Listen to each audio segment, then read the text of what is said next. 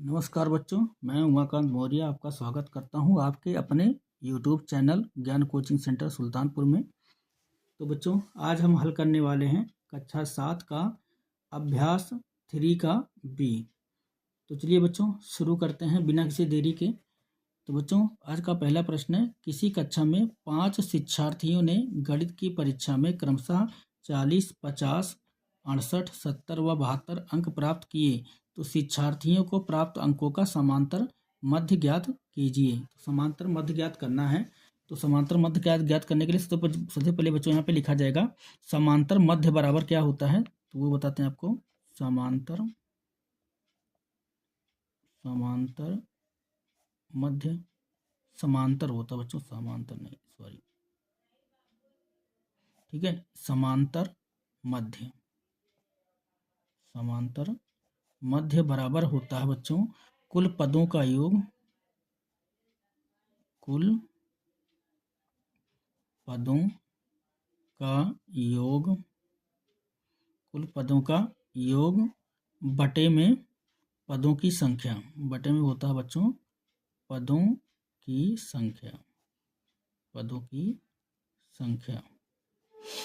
संख्या बराबर। तो यहाँ बच्चों जो पदों का योग होता है उसे हम लिखते हैं सिग्मा एक्स के रूप में। इसको बच्चों बोलते हैं सिग्मा। तो सिग्मा एक्स बटे यहाँ पे हो जाता है पदों की संख्या को हम n से प्रदर्शित करते हैं, ठीक है बच्चों। चलिए बच्चों अब इसको हल करते हैं।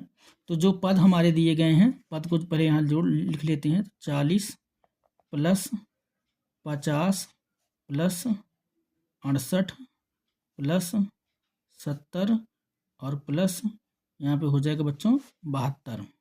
और बटे में बच्चों पदों की संख्या, तो 1 2 3 4 5, तो 5 पद हैं बच्चों, ये हो जाएगा। अब बच्चों इसको जोड़ लेंगे, तो इसको जोड़ने पे जो इसका योग आएगा बच्चों वो निकल के आएगा कितना, 300। और बटे में हो जाएगा बच्चों 5। अब 5 से इसको भाग दे देंगे यानी काट देंगे, तो 5 एकन्नम 5, 5 छंग 30 और 5 शून्यम 0, यानी बच्चों कितना निकल के आ गया 60। तो बच्चों इसका जो समांतर मध्य निकला है बच्चों कितना निकला है 60 है। यही हो जाएगा बच्चों इसका आंसर, ठीक है। चलिए बच्चों अब क्वेश्चन नंबर 2 हल करते हैं। तो क्वेश्चन नंबर 2 में दिया गया कि किसी फैक्ट्री के 15 मजदूरों की प्रतिदिन की मजदूरी क्रमशः 70, 110, 65, 80, 75, 85, 80, 76, 94, 100, 105, 110, 103, 81 और 86 रुपये है। मजदूरों की मजदूरी का समांतर मध्य ज्ञात कीजिए। अब बच्चों जो हमको आपको बताया हमने कि जो समांतर मध्य होता है वो क्या होता है, कुल पदों का योग बटे में पदों की संख्या बराबर सिग्मा एक्स बटे एन। और सिग्मा एक्स जो है ये पदों के योग को दिखाता है सिग्मा एक्स, और जो एन है हमारा एन संख्याओं को दिखाता है। तो इसी प्रकार बच्चों अब सीधा इसको हम ना लिखते हुए सीधा इसके योग को लिखेंगे। तो यहाँ पे कितना दिया गया बच्चों, ये दिया गया है हमें 70 प्लस 110 प्लस यहाँ पे हो जाएगा 65 प्लस 80 प्लस 75 प्लस यहाँ पे हो जाएगा बच्चों 85 plus 80 plus 76 plus 94 plus 100 plus 105 और हो जाएगा प्लस 110 और बच्चों हो जाएगा 110 प्लस 103, ठीक है बच्चों 103। अब इसकी पूरे का बटा बच्चों जो यहाँ पे नहीं आया है उसको नीचे यहाँ पे बराबर करके लिख लेते हैं डॉट मार के। तो यहाँ पे हो जाएगा बच्चों हमारा 100 कहाँ से चले गए थे 103, उसके बाद आ जाएगा बच्चों 81 और प्लस हो जाएगा बच्चों इसका 86, ठीक है बच्चों। तो अब बच्चों पूरे का जो योग है कितनी संख्याएं हो रही हैं, पदों की संख्या कितनी हो रही है, 1 2 3 4 5 6 7 8 9 10 11 12 13 14 15। तो पदों की संख्या बच्चों कितनी हो गई हमारी 15। तो अब हम इसे किसके रूप में, सिग्मा एक्स और बटे एन के रूप में लिख सकते हैं। तो सिग्मा एक्स की जगह हमारा जो इन पदों का टोटल योग बनेगा बच्चों वो हो जाएगा हमारा 1320। इनको हम जोड़ लिए बच्चों, इसका योग कितना बन रहा है 1320, और बटे में अब ये कितना हो जाएगा बच्चों 15। तो 15 से जब इसको भाग देंगे, 15 एकन्नम 15, अब यहाँ पे बच्चों 15 अट्ठे कितना हो जाएगा 120। तो यहाँ बच्चों अगर 132 में से 120 घटा दें कितना बचेगा 12, तो फिर हमारा 120 हो जाएगा, फिर वही हो जाएगा 15 अट्ठे 120, यानी इसका जो समांतर मध्य आएगा बच्चों क्या हो जाएगा हमारा 88। इसका समांतर मध्य यानी आंसर निकल जाएगा। ठीक है बच्चों, अब बच्चों क्वेश्चन नंबर 3 करते हैं। तो क्वेश्चन नंबर 3 में बच्चों यहाँ पे दिया गया है, नीचे दी गई सारणी के आंकड़ों का समांतर मध्य ज्ञात कीजिए। तो यहाँ बच्चों हमें क्वेश्चन के अंदर दिया गया था पद, जो पद है पद को हम x से प्रदर्शित करते हैं, और पद कितना दिया गया 4, 6, 8, 10, 12 और 24, और जो बारंबारता इसकी बनी है बारंबारता को हम f से प्रदर्शित करते हैं, तो 3, 4, 2, 2, 6, 8। ठीक है बच्चों, तो अब इसका जो योग होता है उसको हम सिग्मा f बोलते हैं।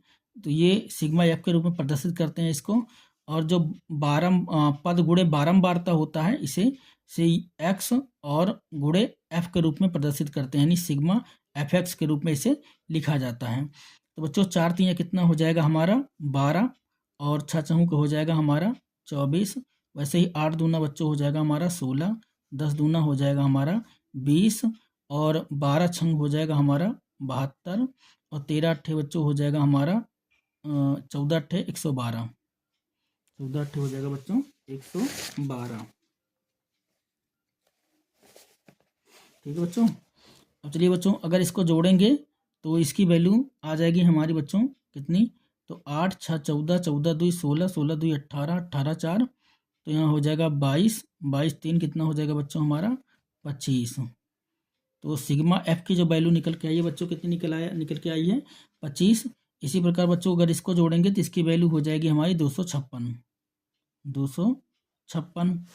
तो बच्चों समांतर मध्य, अब समांतर मध्य बराबर क्या होता है सिग्मा एफ एक्स बटे सिग्मा एफ।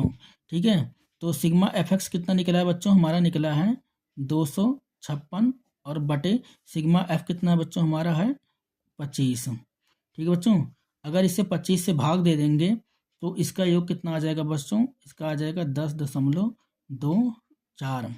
अगर आप चाहें तो इसे भाग करके देख भी सकते हैं, इसको काट सकते हैं, 25 एकन्नम 25, और 25 धाम में हो जाएगा बच्चों हमारा कितना 250, 25 धाम में 250, तो बचेगा 6।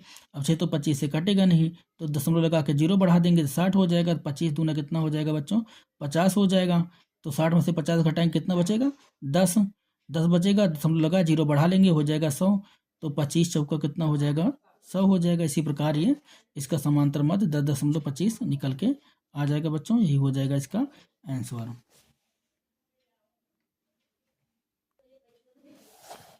चलिए बच्चों क्वेश्चन नंबर 4 देखते हैं।